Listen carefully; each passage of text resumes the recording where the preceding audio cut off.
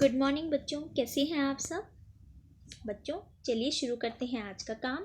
आज की डेट है 23 जनवरी 2021। इंग्लिश वर्कशीट नंबर 152, क्लास 2 अपना सेक्शन लिखेंगे।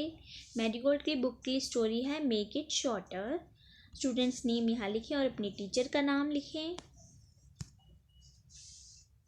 डू यू नो बच्चों, क्या आपको पता है today is 23 January, a day celebrated to mark the birth of Subhash Chandra Bose.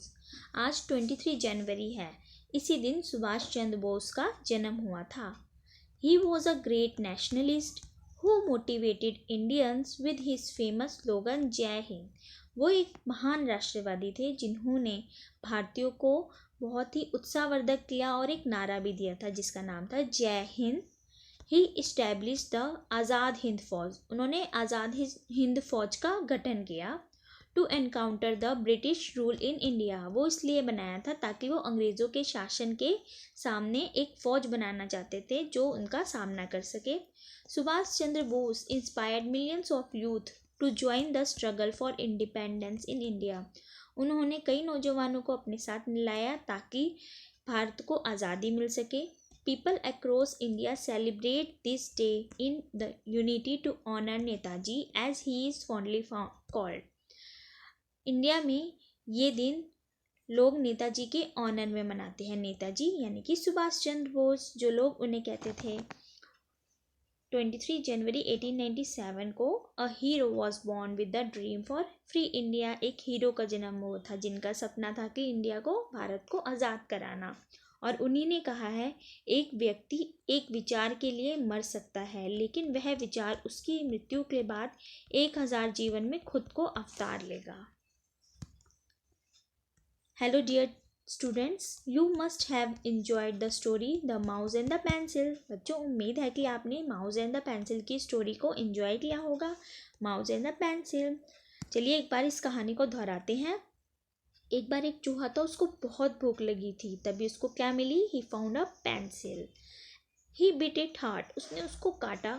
तभी पेंसिल ने बोला कि उसको खाओ मत, खाने से पहले उसकी एक लास्ट विश पूरी कर दो। तो उसने कहा ठीक है, तुम्हारी लास्ट विश है क्या?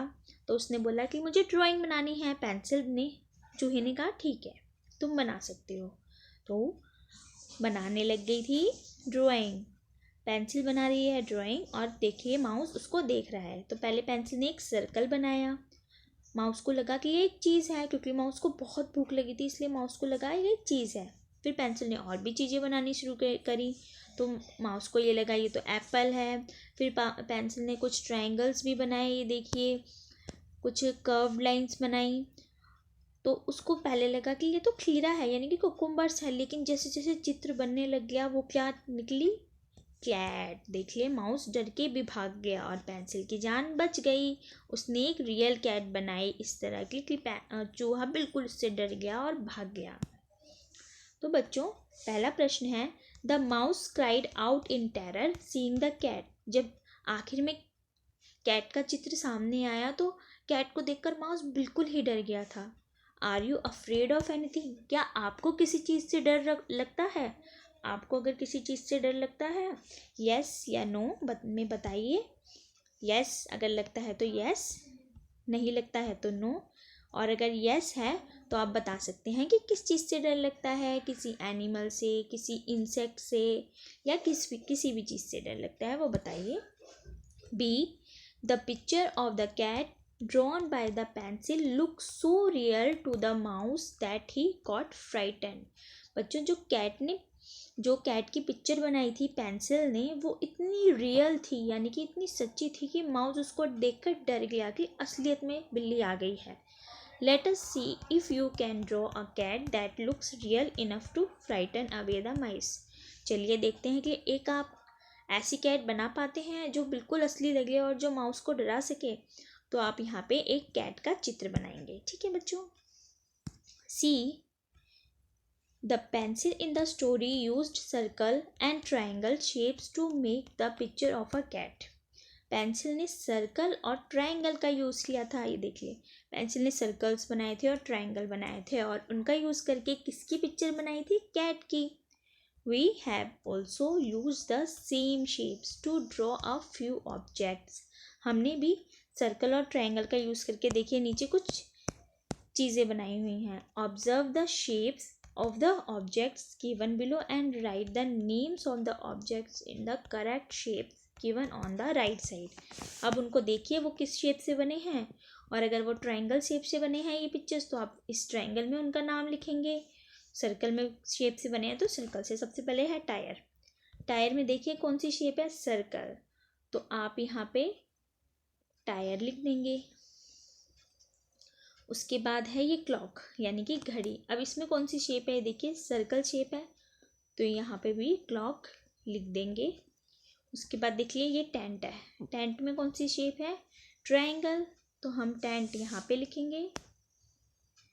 इसी तरह कैप में देखिए कौन सी शेप है, ट्रायंगल या सर्कल, जो भी शेप है उस वाली शेप के अंदर लिख दीजिए. हैंगर में भी खुद लिखेंगे आप, और बॉल में भी खुद से लिखेंगे कि कहाँ आना चाहिए, ट्रायंगल में या सर्कल में. और ये क्वेश्चन करिए और मुझे भेजिए.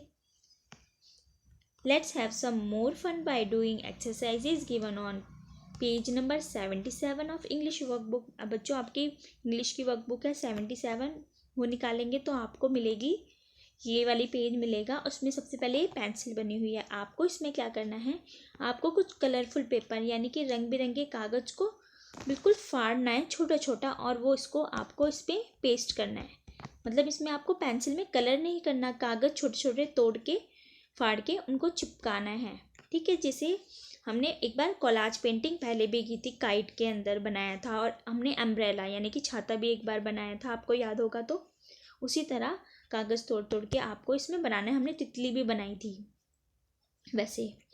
लुक, अब सेकंड क्वेश्चन करना है. Look at the picture and complete the sentences. This is a, ये किसकी पिक्चर है, पेंसिल की, तो यहाँ लिख देंगे पेंसिल.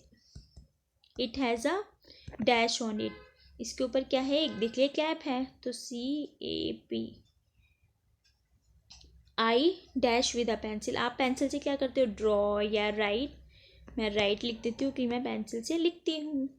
तो इस तरह आप इसको फिल कर देंगे बुक में और मुझे भेजेंगे. अभिभावकों के लिए सुझाव है कि बच्चों के साथ घर में मौजूद वस्तुओं से विभिन्न आकृतियों को आपको बनाना है. और कोविड-19 के दौरान अप्रोप्रिएट बिहेवियर क्या है कि 6 फीट और 2 यार्ड्स की दूरी बना के रखनी है. मास्क पहन के ही बाहर निकलना है. अपने साबुन का यूज़ इस्तेमाल करना है. जब भी आप घर से बाहर से घर आएंगे तो हाथों को अच्छे से साबुन और पानी से ज़रूर धोना है. कि बच्चों टेक केयर, बाय.